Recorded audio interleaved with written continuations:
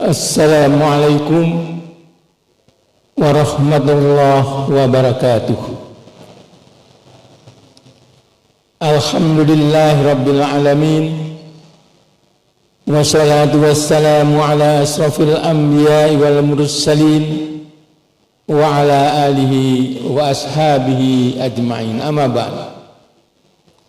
Bapak-bapak, ibu-ibu yang saya hormati, pertama-tama marilah kita panjatkan puji dan syukur kita kehadirat Allah Subhanahu wa ta'ala yang telah melimpahkan taufik dan hidayahnya kepada kita, sehingga alhamdulillah kita bersama-sama masih dapat menjumpai bulan Ramadan tahun ini, tahun 1442 Hijriah, sebagai bulan yang penuh rahmat, sebagai bulan yang penuh maghfirah. Dan alhamdulillah dengan tidak terasa telah kita laksanakan hingga hari yang ke-20, masih penuh maghfirah, penuh ampunan. Mudah-mudahan amal ibadah kita di bulan Ramadan ini diterima oleh Allah Subhanahu wa ta'ala. Hadirin yang saya hormati, pada kesempatan ini ceramah ini bertema meraih kebajikan-kebajikan di bulan yang penuh berkah. Pertama, tentunya kita mengucapkan terima kasih atas keberuntungan yang diberikan Allah kepada kita, karena kita sebelum datangnya bulan Ramadan selalu berdoa, Allahumma balighna Ramadana, ya Allah, sampaikanlah umurku hingga bulan Ramadan tahun ini. Ternyata apa yang kita doakan itu betul-betul menjadi kenyataan. Kita menjumpai bulan Ramadan tahun ini, yang tadi saya katakan sudah kita laksanakan hingga hari yang ke-20. Tapi rupa-rupanya ada juga jamaah yang lain atau saudara kita yang sudah berdoa, tapi Allah menentukan lain. Sebelum tiba bulan Ramadan telah dipanggil oleh Allah Subhanahu wa ta'ala. Fa iza jaa ajaluhum la yastakhiruna sa'atan wa la yastaqdimun. Kalau ajal telah tiba, tidak bisa ditawar-tawar lagi. Ada pula yang sudah menjumpai bulan Ramadan, melaksanakan amal ibadahnya di bulan Ramadan, tapi Allah menentukan lain. Seperti jamaah Masjid Blok K kemarin, sudah berapa hari bulan Ramadan dia laksanakan, tapi dipanggil oleh Allah Subhanahu wa ta'ala. Ini semua adalah kekuasaan Allah. Oleh sebab itulah kita yang sekarang masih berada di bulan Ramadan, tentunya kita harus berterima kasih. Kita mendapatkan keberuntungan untuk dapat beribadah yang sebaik-baiknya, sebanyak-banyaknya di bulan yang penuh barokah ini. Hadirin yang saya hormati, memang dikatakan bulan Ramadan ini akan memberikan kesempatan kepada manusia untuk memperbaiki diri dan meningkatkan kualitas keimanan dan ketakwaannya ke hadapan Allah Subhanahu wa ta'ala. Memang di dalam suatu hadis riwayat Bukhari Muslim,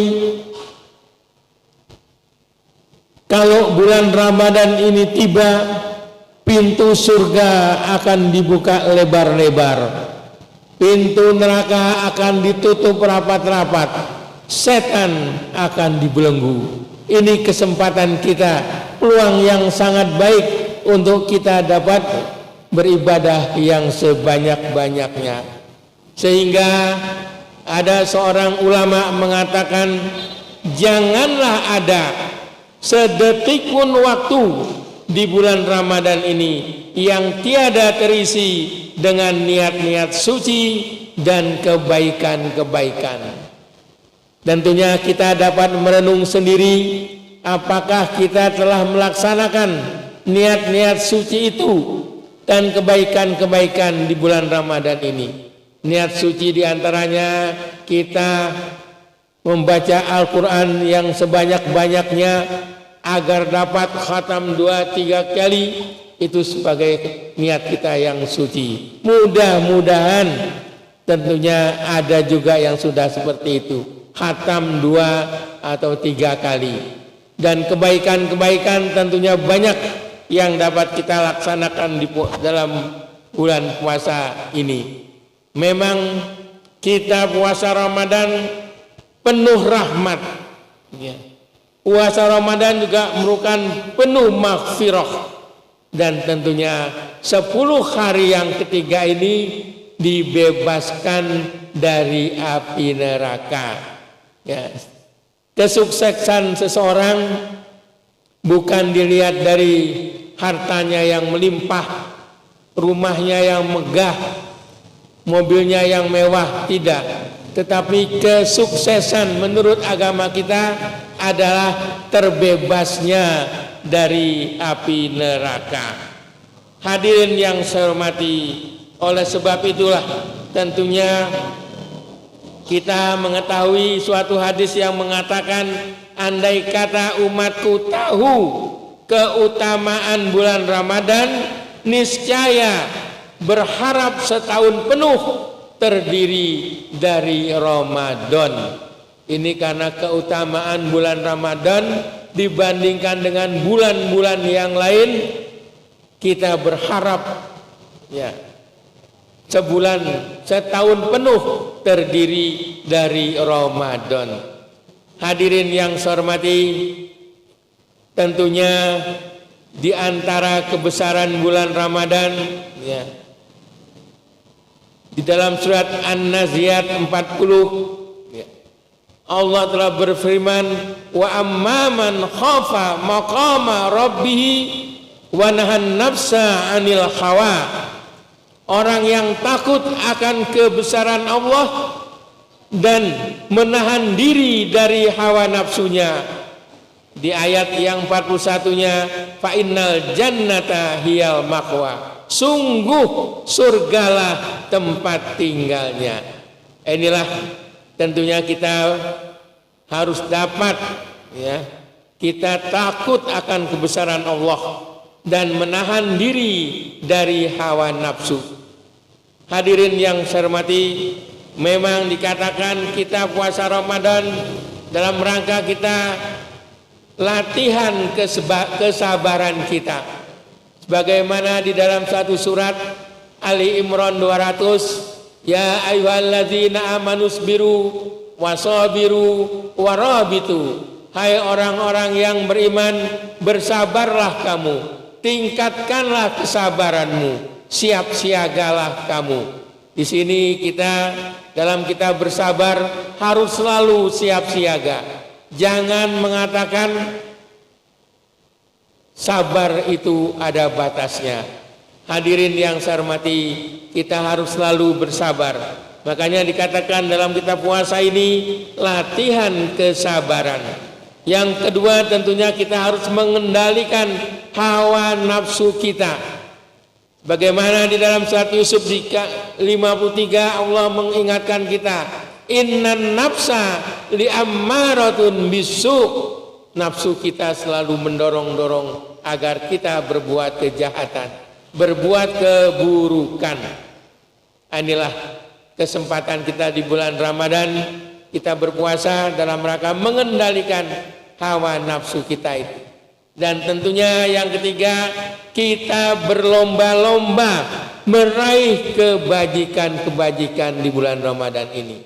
Sebagaimana dalam Al-Baqarah 148, fastabiqul khairat. Berlomba-lombalah kita dalam meraih kebaikan-kebaikan, khususnya di bulan Ramadan ini yang pahalanya sangat tinggi.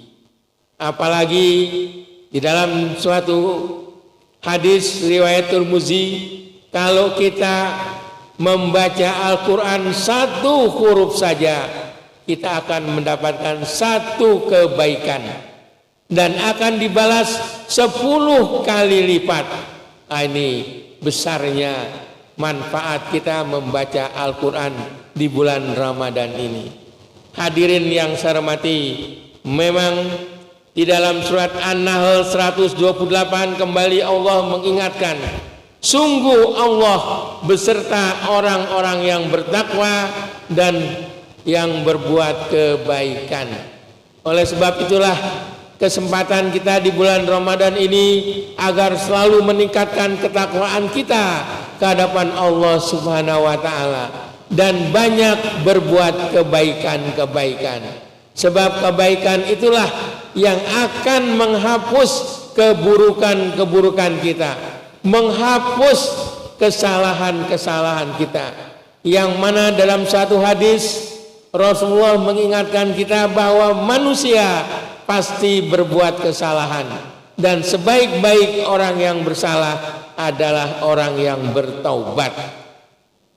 Taubatan nasuha sesuai dengan surat At-Tahrim 8. Ya ayyuhalladzina amanu tubu ilallah taubatan nasuha. Hai orang-orang yang beriman, bertaubatlah kepada Allah taubatan nasuha. Kalau kita taubatan nasuha, akan dihapus semua kesalahan-kesalahan kita dan kita akan masuk surga yang di bawahnya mengalir sungai-sungai. Itu peringatan Allah dalam surat At-Tahrim ayat 8. Hadirin yang saya hormati, oleh sebab itu kesempatan kita beriman di bulan Ramadan ini kita lanjutkan dengan banyak beramal soleh. Karena beriman saja, kata Imam Ghazali, iman kita itu selalu berfluktuasi. Itulah perlunya kita lanjutkan dengan banyak beramal soleh. Sehingga dikatakan kalau kita beriman dan banyak beramal soleh, surat Al-Buruj ayat 25, lahum ajrun ghairu mamnun. Kita akan mendapatkan pahala yang tidak putus-putusnya.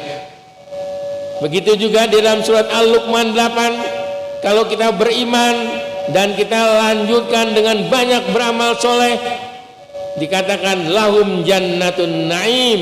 Kita akan mendapatkan surga yang penuh dengan kenikmatan-kenikmatan. Hadirin yang saya hormati, memang kembali dalam surat At-Taubah 72 Allah mengingatkan kita, yang artinya Allah menjanjikan kepada orang-orang mukmin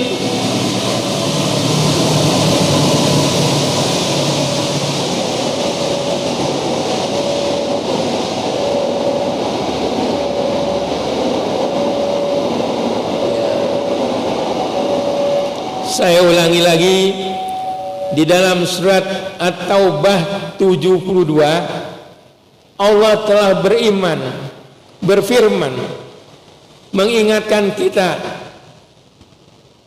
yang artinya Allah menjanjikan kepada orang-orang mukmin laki-laki ataupun perempuan surga yang mengalir di bawahnya sungai-sungai dan kekal di dalamnya. Itulah kembali kita harus meningkatkan keimanan kita ke hadapan Allah Subhanahu wa taala. Sebagaimana sebuah hadis riwayat Muslim, di sini dikatakan ya, sebuah doanya orang-orang yang beriman. Allahumma inni as'alukal huda wat tuqa wal afafa wal ghina wal istiqamah wal husnul khatimah. Ya Allah, aku memohon kepadamu. Ini doa, ini tentunya doa yang terbaik dalam kita meraih kebajikan-kebajikan yang banyak. Aku mohon kepadamu Pertama, petunjuk al-huda. Yang kedua, ketakwaan wat taqwa. Yang ketiga, keluruhan budi wal afafa. Yang keempat, kekayaan wal ghina. Yang kelima, istiqomah, jalan yang lurus. Dan yang keenam, wa husnul khatimah. Husnul khatimah. Nah, ini tentunya doa ini dalam rangka kita meraih ya, agar kita mendapat kebaikan-kebaikan yang banyak. Memang peluang untuk dapat meraih kebajikan-kebajikan di bulan Ramadan ini, tentunya yang pertama kita harus teguh dalam beribadah. Di bulan Ramadan kita sholat, kita harus teguh. Jangan sampai sholat kita banyak yang gugur, banyak yang tidak kita laksanakan. Sebab sholat itu merupakan kunci untuk masuk surga, kata sebuah hadis. Hadis yang lain mengatakan sholat itu sebagai penghapus dosa-dosa kita. Kita harus teguh dalam beribadah. Yang kedua, kita harus selalu memperbanyak zikrullah ya, ingat kepada Allah. Kalau kita ingat kepada Allah, Allah pun akan selalu ingat kepada kita. Kalau Allah ingat kepada kita, apapun yang kita minta kepadanya pasti akan dikabulkan. Apalagi kita mintanya pada waktu yang tepat, sepertiga malam yang terakhir, setelah kita tahajud, setelah kita tadarus, kita mohon kepada Allah. Insya Allah semua problema kita akan diberi jalan keluarnya oleh Allah Subhanahu wa Ta'ala. Yang ketiga, peluang untuk dapat meraih kebajikan, selalu taqarrub kepada Allah. Kalau kita taqarrub, mendekatkan diri kita kepada Allah, insya Allah semua doa-doa kita akan dikabulkannya. Dan yang keempat, kalau kita ya, berharap meraih kebajikan, banyak-banyaklah kita beramal dan bersodakoh di bulan Ramadan ini. Sebab hadisnya mengatakan al yadil ulya khairum min yadis sufla. Memberi lebih baik daripada kita meminta. Kesempatan kita di bulan Ramadan ini banyak kita memberi. Nah, inilah kesempatan yang dapat menjawabnya tentunya diri kita masing-masing. Hadirin yang saya hormati, memang dikatakan apa artinya hidup dengan kemewahan dunia, hatinya menderita dan sengsara tiada bahagia. Sebab di dalam surat At-Takasur ya, dikatakan kemewahan itulah yang akan menggoda iman kita. Kemewahan, harta kita melimpah, rumah kita megah, mobil kita mewah, itu akan menggoda iman kita. Sebagaimana dalam surat At-Takasur, alhaakumut takasur, kemewahan akan melalaikan kamu hatta zurtumul maqabir, hingga kamu masuk ke liang kubur. Nah, ini nampaknya ayat ini perlu kita renungkan. Kita jangan dengan kemewahan-kemewahan saja dunia ya. Kita harus bersikap tawazun, jangan dunia saja, akhirat pun tentunya harus kita pikirkan.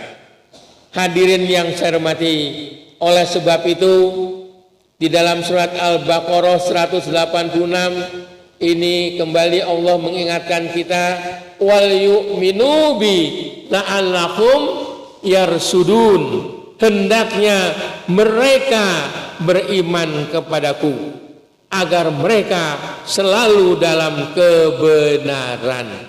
Inilah perlunya kita meningkatkan keimanan kita agar kita selalu dalam kebenaran. Insya Allah kalau kita selalu dalam kebenaran, akan dapat kita raih pahala yang tiada putus-putusnya.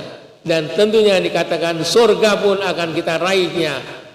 Hadirin yang saya hormati, memang dikatakan oleh seorang ulama, orang yang tipis imannya mudah kena rayuan setan.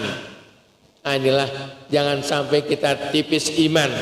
Sebab dikatakan oleh seorang Syekh Tontowi Jauhari dalam kitabnya yang terkenal Al-Jawahir, dengan kebaikan-kebaikan yang kita peroleh, kita akan dapat mencapai maqamam mahmuda, derajat tinggi dan terhormat di dunia. Ini kita harapkan, kita banyak berbuat kebaikan-kebaikan, kita dapat meraih maqamam mahmuda, derajat tinggi dan terhormat di dunia. Sebab kenyataannya banyak orang mendapatkan derajat yang tinggi tapi tidak terhormat di dunia. Nah, inilah hadirin, kembali kita mengharapkan maqamam mahmuda. Hadirin yang saya hormati, tentunya kita sudah 20 hari kita laksanakan puasa Ramadan ini. Mulai besok kita sudah menginjak kepada 10 hari yang ketiga. Artinya kita akan dibebaskan dari api neraka. Oleh sebab itu, pada puasa 10 hari yang ketiga ini, Rasulullah mengencangkan ikat pinggangnya. Artinya masalah makan tidak menjadi persoalan. Beliau hanya berbuka beberapa butir kurma saja. Tapi yang penting, mulai malam ini kita dapat beriktikaf di masjid. Ya. Kita bangun malam hari, tengah malam kita beriktikaf. Kita mohon semua problema-problema kita kepada Allah, agar Allah memberikan jalan keluarnya kepada kita. Dan tentunya kita di 10 hari yang ketiga ini, kita berharap dapat menjumpai yang namanya Lailatul Qadar.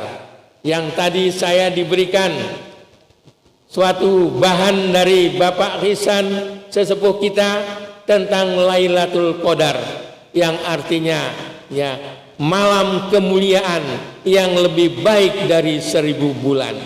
Lailatul Qadri khairum min alfi syahrin. Mudah-mudahan mulai malam nanti kita beriktikaf di masjid sampai akhir bulan Ramadan ini kita beriktikaf. Tentunya kita berharap kita dapat menjumpai Lailatul Qadar itu yang lebih baik daripada 1000 bulan. Artinya kalau kita berbuat baik pada malam itu, ini bagaikan kita berbuat ya 1000 bulan lamanya. Hadirin yang saya hormati, oleh sebab itulah tentunya kita puasa Ramadan ini dikatakan sebagai sarana untuk meningkatkan iman kita. Ya. Sebab hadis mengatakan bahwa iman itu adalah kunci untuk mendapatkan petunjuk dari Allah Subhanahu wa Ta'ala. Nah, inilah tentunya Allah akan memberikan petunjuk kepada kita jalan yang sebaik-baiknya, ya, agar kita betul-betul dapat meraih pahala-pahala yang sebanyak-banyaknya, yang tidak putus-putusnya. Dan tentunya kita harapkanlah dengan keimanan kita, kita akan meraih surganya Allah. Hadirin yang saya hormati, sesuai dengan waktu yang diberikan, saya kok panjang juga sampai buka puasa, ya. Tapi nanti kalau ibu-ibu, bapak-bapak yang ada sedikit ingin diskusi, silahkanlah, ya. Saya juga berharap tidak akan berlama-lama, ya. Yang penting kita bisa berkumpul, berbuka puasa di masjid yang penuh barokah ini. Inilah hadirin yang saya hormati, di dalam suatu surat Rum ayat 47 ya, Allah telah berfirman yang artinya, sudah menjadi kewajiban kami menolong orang-orang yang beriman. Alaina nasrul mu'minin. Jadi Allah di sini telah berjanji akan menolong orang-orang yang beriman. Itu surat Rum 47. Yang dilanjutkan dengan surat yang lain, surat Al-Anbiya 88. Cara-cara menolong orang-orang yang beriman. Nah, ini sudah dalam ayat ini sudah jelaskan cara-cara menolong orang yang beriman. Yang pertama, kabulkanlah semua doa-doanya.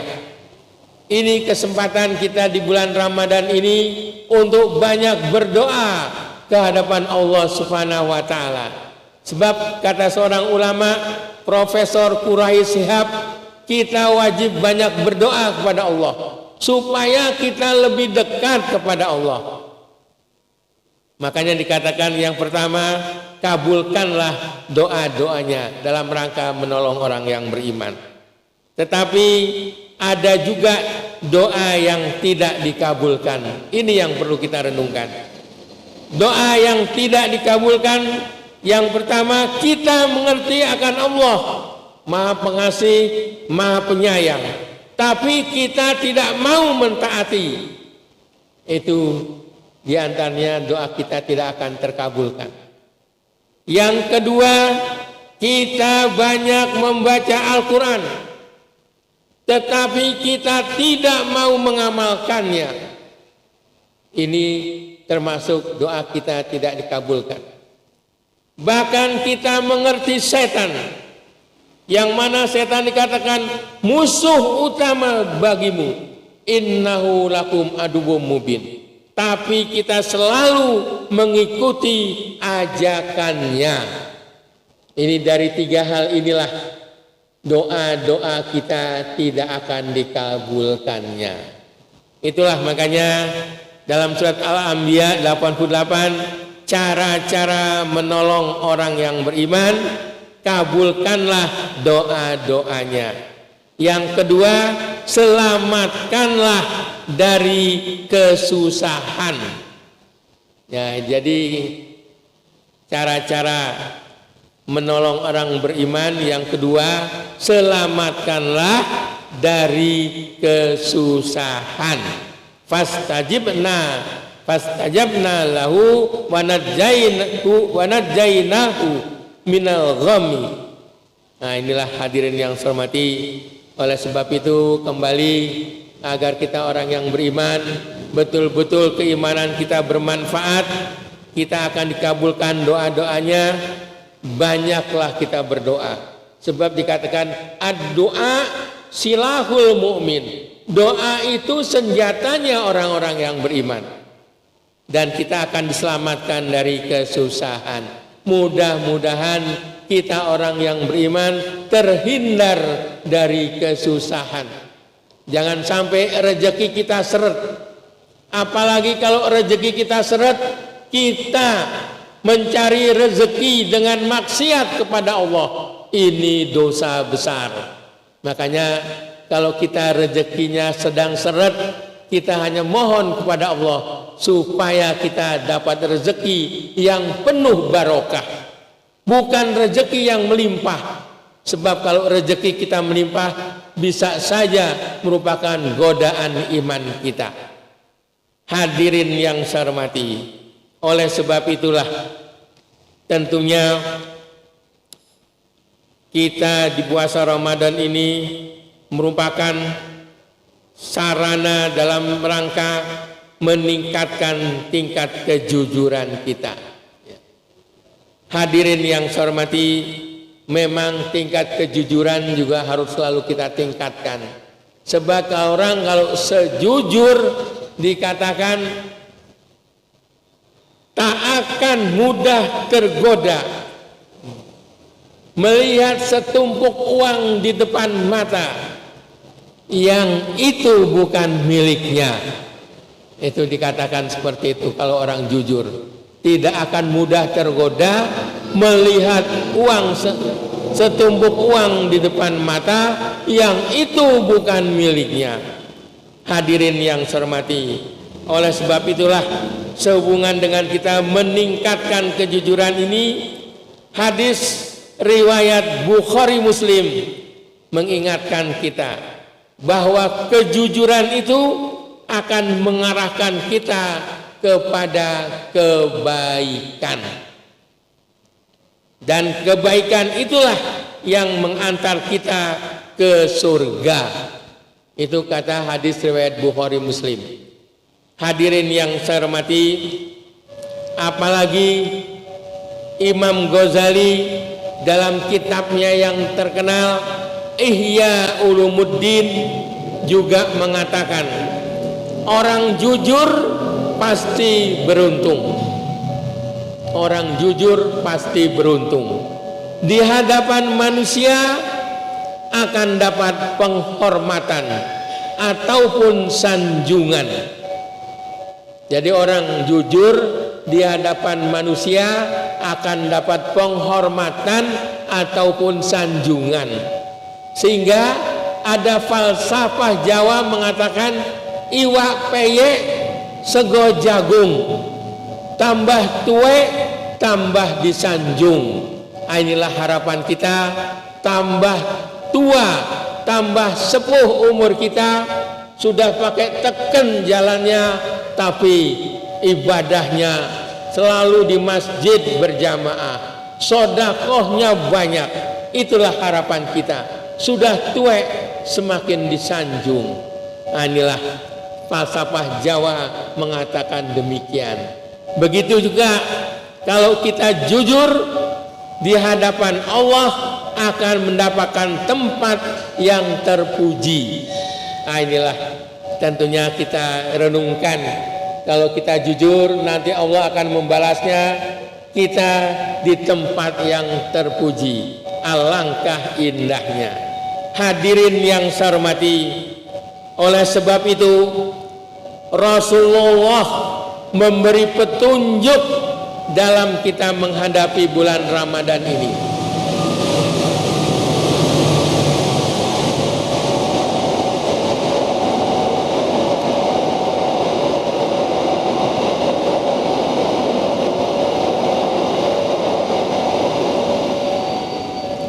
Saya nunggu sepur juga supaya waktunya tambah. Rasul memberi petunjuk dalam kita menghadapi bulan Ramadan. Ini petunjuk Rasul, mudah-mudahan bisa jadi pelajaran bagi kita. Pertama, kita harus bertarawih selama sebulan dan ikuti ceramah-ceramah. Ini dari sebuah buku yang saya baca seperti itu. Kita harus bertarawih selama sebulan. Tentunya kalau ada halangan ya tidak bisa seperti sebulan itu. Bagi yang tidak berhalangan, usahakan kita bisa bertarawih selama sebulan dan ikuti ceramah-ceramah. Sebab ceramah itu tentunya penting, artinya banyak manfaatnya bagi kita semua. Yang kedua, kita perbanyak tadarus. Sebab bulan Ramadan dikatakan sahrut tilawah, banyak membaca Al-Quran. Yang mana di dalam surat Al-Isra ayat 9, Al-Quran akan memberi petunjuk kepada jalan yang paling lurus. Itulah perlunya kita banyak membaca Al-Quran itu. Yang ketiga, kita harus memperbanyak sedekah. Yang di dalam surat Al-Baqarah 261, sedekah itu pahalanya 700 kali. Kesempatanlah kita bersedekah di bulan Ramadan ini. Hadirin yang saya hormati, yang keempat, kita juga harus menjaga mulut kita, telinga kita, mata kita, agar tidak melakukan maksiat. Apalagi mulut kita yang banyak mudah godaan iman kita. Sampai ada suatu hadis mengatakan ada seorang wanita biasa membaca Al-Quran, hafal Al-Quran, tekun ibadahnya, tapi mulutnya sering menyakiti hati tetangganya. Dikatakan, kata Rasul, tidak ada kebaikan dalam dirinya. Nah, inilah tentunya di bulan Ramadan ini mulut harus kita jaga yang sebaik-baiknya. Hadirin yang saya hormati, oleh sebab itu Rasul dikatakan tak pernah sakit. Bahkan dalam riwayat Rasul itu sakit satu kali ketika Nabi Muhammad ini diangkat sebagai Rasul. Sakit satu kali. Jadi Rasul itu diangkat jadi, artinya Nabi Muhammad diangkat jadi Rasul sakit. Kalau kita tentunya lain. Kita dianggap jadi pejabat malah pesta-pesta, makan-makan yang enak. Tapi Rasul diangkat jadi pejabat sebagai Rasul malah sakit. Bingung bagaimana saya mengatasi umat yang sebanyak itu. Sebab dikatakan Rasul itu merupakan cahaya yang menerangi, wasirajan muniro. Hadirin yang saya hormati, sebagai orang yang harus bekerja berat, ya, menjaga kesehatan dalam beribadah di bulan Ramadan ini, kita berharap juga dapat menjaga kesehatan kita. Oleh sebab itu Rasulullah dikatakan tidak pernah sakit karena ada 7 hal yang biasa dilaksanakan. Ini perlu menjadi pelajaran bagi kita. Yang pertama, beliau selalu bangun sebelum subuh. Nah, ini kalau kita ingin jarang sakit seperti Rasul, bangunlah sebelum subuh. Kita tahajud, kita zikir, kita tadarus. Nah, itu yang pertama. Yang kedua, janganlah kita makan yang berkelebihan. Ya. Jangan kita makan yang berkelebihan. Artinya kita harus makan sesudah kita lapar.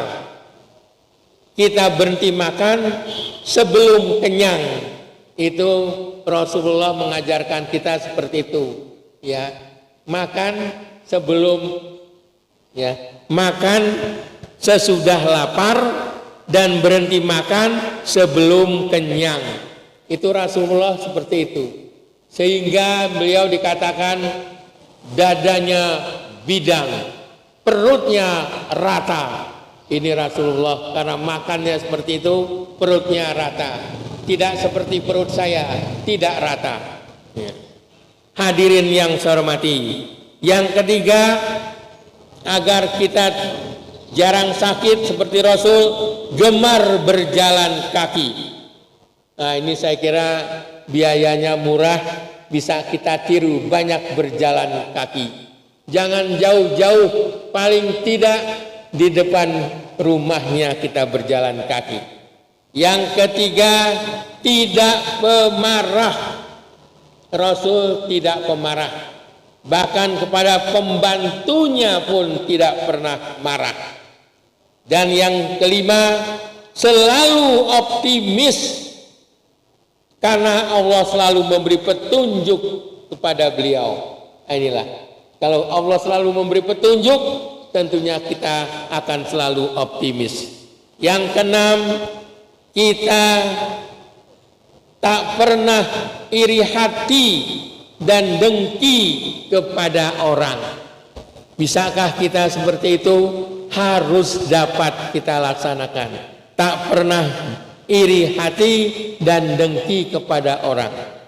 Dan yang ketujuh, kita selalu pemaaf kepada siapapun. Nah, inilah yang ketujuh ini tentunya bisa kita hindari kita harus selalu pemaaf kepada siapapun. Nah, inilah memang orang selalu berdosa kepada kita, tentunya kita harus memaafkannya. Hadirin yang saya hormati, waktu masih ada, ibu-ibu atau bapak-bapak, kalau mau ada sedikit yang perlu didiskusikan, silahkan. Ya, silahkan